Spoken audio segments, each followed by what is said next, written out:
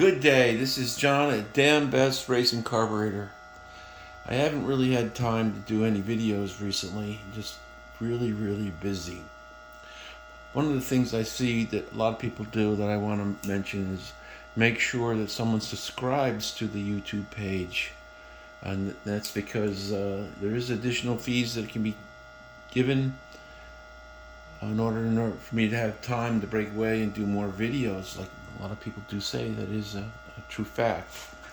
Today I wanted to do a video on the float bolts, which I show you in front of you. It's been a while since I did a comprehensive video on float bowls and the differences between the float bowls.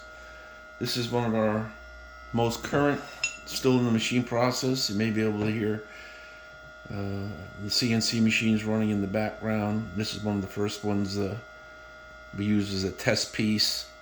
So if it isn't quite perfect, the first ones come through, we use it to offset and change some of the parameters inside the machines. But it's perfect to show some of the things that we're doing that are different from other float bowls. This used to be the float bowls we used to use.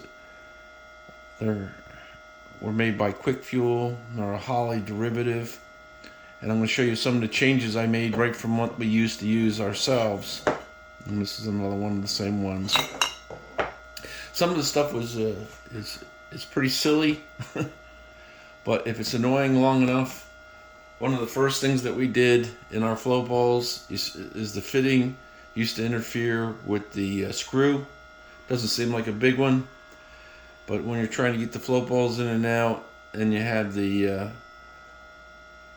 Allen wrench style screws, they're a little bit larger, and the fitting, you used to have to take the fitting in and out. So one of the first things I did when we did our float bowls, and I like to use the machine ones instead of the anodized for a lot of them, because you can see the parts better, is I change the position. It's a small one, so that not only can you get the fitting in and out, but even when you put the line nut on there's plenty of room. If you want to take and change the jets, to be able to get the screws out, lay the float bowl down, do your jet changes, and put it back in. Anything to make it less annoying for the customers and myself, because I do a tremendous amount of wet bench work. I would show more of it, but I just think because of the nature of me being busy and there's a lot sitting on top of my bench all the time, it's not production pretty. There's whenever you see, there's wrenches and screwdrivers and stuff laying all over my wet bench. Notes and stuff, so it's not production pretty. And a lot of people just want to be critical. So when I have time to set things out, the next thing that we wanted to do is, if you look in the window, I'll bring it over here, and you can see the window there. Even the very best one, the windows that these things offer, there's still a small access point, and then I'll screw it in here. And I don't know if anybody can see it on the video. I'm going to try and turn it there. See if you can see some light. But the needle and seat window, as you're adjusting the height and you're rotating for the float, which we'll get to more in a minute, you would actually close off part of the window. So if you're trying to get float height for whatever reason and you put it in here, I'm going to try to get a little bit better shot on it. Let's see here. I'm going to screw it in. And you really can't see it here. If I move my hand some, you get a little bit of light in there. You can see right there. Now I'm going to rotate it, and all of a sudden the window's closed off. There is a little space in there, but it dramatically changes the amount of flow. So when I decided to make my own float bowls, one of the first things I did is decide to make space. Like I said, these machine ones are easier, so that the space around the needle and seat is 360 degrees. So it doesn't matter where the needle and seat is and direction for the float height and things, it would still get the windows, no matter which direction they were, you get flow going in both windows. And what we ended up having to make in order to do that was a cap. So you screw the needle and seat into the cap, it goes into the float bowl. Just use this one over here like this, and then you can adjust the height. There's usually a Teflon washer that goes in here, and as you can see when you're down inside, the full exposure to the needle and seat on the bottom. This particular one doesn't have a needle in it at the moment because of the test purposes, but you can see the windows there.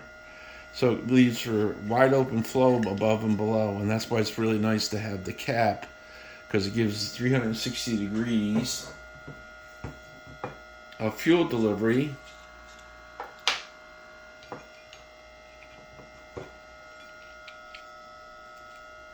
And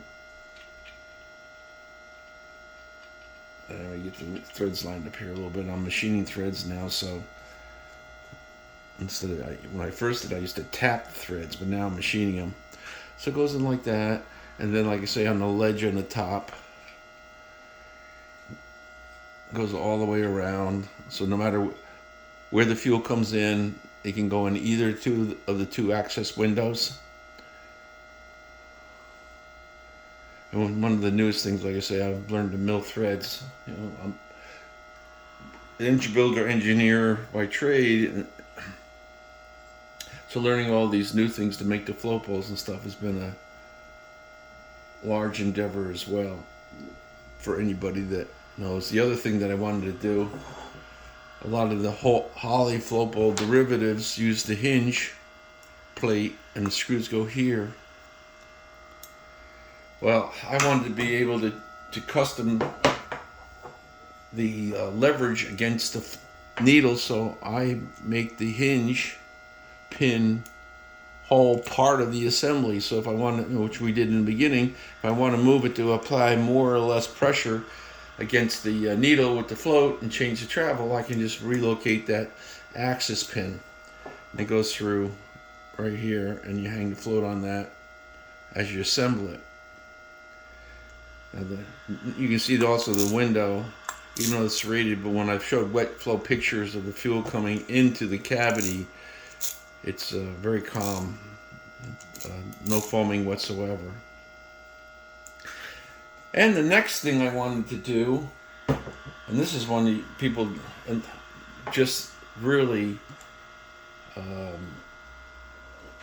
may not notice at all, because the questions I get, no one notices it.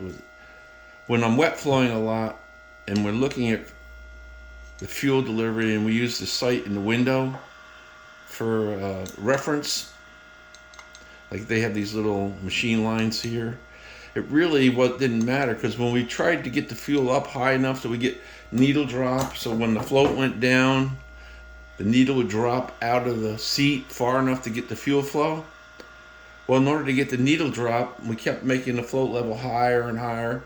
You know, we made a lot of changes, but some of the engines needed a higher fuel amount. So at the point when you get the fuels at the top of the old window all the time, and on the wet bench, I'm trying to watch how it fills. It wasn't high enough, so you know, it's kind of a sneaky thing. But if you measure from the bottom of the window here, so you can see it, it's roughly 1 inch 370 thousandths. And you go over to, like I said, I used the machine one so you can see it,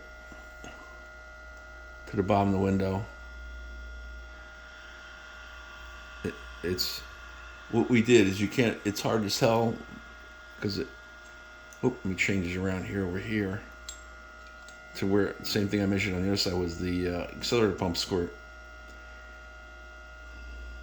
We raised it significantly. Let me go over here again. So we're using the accelerator pumps pad and the inside where the lock ring goes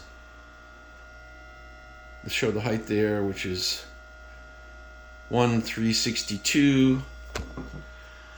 And then we go from the same pad height to here, and you can see we raised the glass significantly. Nobody ever notices that. So they said, well, where in the glass you want it?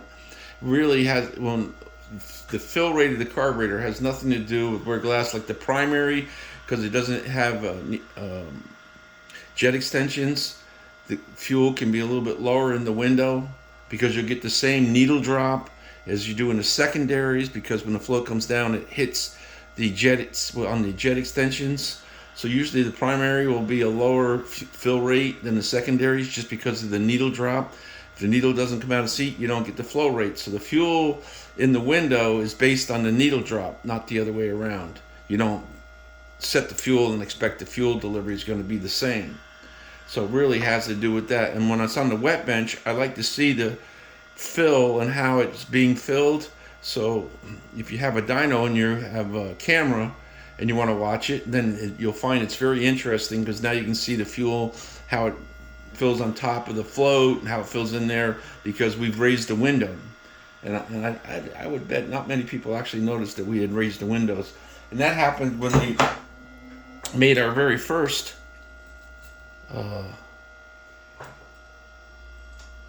float balls. So it's so long as we've had our own float balls, a lot of these features have been in it. Now, one of the things that we're doing on the most current float balls is we just got the new metering blocks. And what I wanted to do, because with the difference in the metering blocks and the position, like we have some high flow and the power valve cavity, we wanted to add just a tiny bit more depth to our float ball assembly. As you can see, I'm just measuring it from the outside right now. It's 1/561, 562. So we've added about 150 thousandths, basically, to the depth of the float ball. The original ones were right around 1/400. As you can see,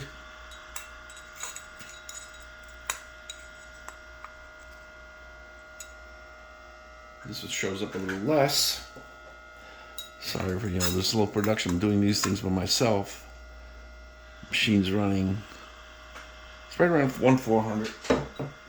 Some are just a tiny bit less. And then the new ones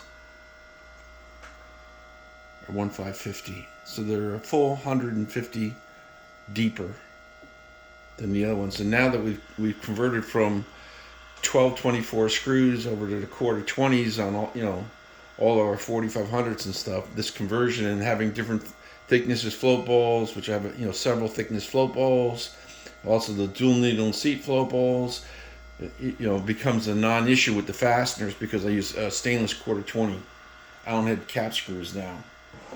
So there's a lot going on in the manufacture and the improvements to the float balls. As each time we go through, we try to learn from the last time we had, or if there's something new that we want to add to our float balls or make changes to continually improve them. Right now we're in the process of making 200 float balls, so we're adding some of the new features. And I wanted to mention about the fact that all of our DAM float balls have a move glass. They all have the 360-degree fuel delivery. Now we're using O-rings on the side fittings. We actually have a brand new fitting. The other ones we first had made weren't quite as quality as this one here. So these are just awesome. And the threads are being milled by the machines now rather than tapping. So that's just turned out to be a really good thing. So I encourage people to do two things: to just subscribe to the Dambest YouTube channel, and if you look for notifications, that'd be great. But subscribe would be great, and also join our Facebook page for daily news. It's a little harder for me to make videos, and sometimes I just put in daily news and daily pictures in dambest.com Facebook page. So I hope you all are having a great day, and I will talk to you soon.